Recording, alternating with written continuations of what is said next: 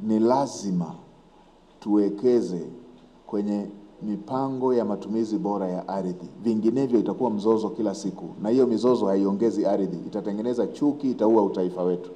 Kwa hiyo tuiwekeze nguvu na tuwekeze kwenye kutoa elimu kwa watu wetu, kwamba hapa kama tumeshakubaliana kwamba hili eneo litakuwa la kilimo, watu wajue hivyo.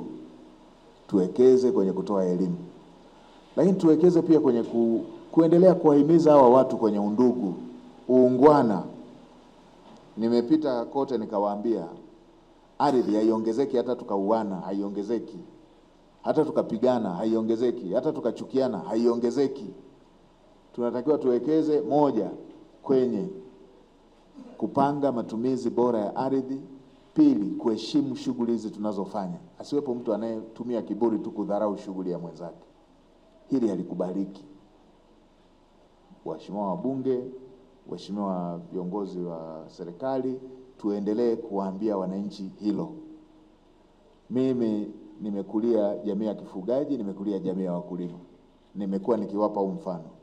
Sisi ilikuwa ikitokea mifugo ikikuteleza ukalisha shamba la mtu, hata mwenye shamba asipokuona, tulikuwa tunatoa taarifa kwa mwenye shamba. Wanatafuta wazee, wanamwambia jana wakati watoto wanachunga wamelisha shamba lako, bila yeye kujua. Wanatafutana wazee wawili watatu, twendeni tukakague. Wanaenda kukagua. Wakishakagua wanatathmini kwamba kwa kweli hapa walipitia tu hawajala. Bwana, si umeona bwana, tutawaonya tu wawe waangalifu. Inaisha. Hapa bwana, mwenzako hana chakula, umelisha kila kitu, lazima umfidie. Yalikuwa yanaisha kindugu na watu hata wagombani.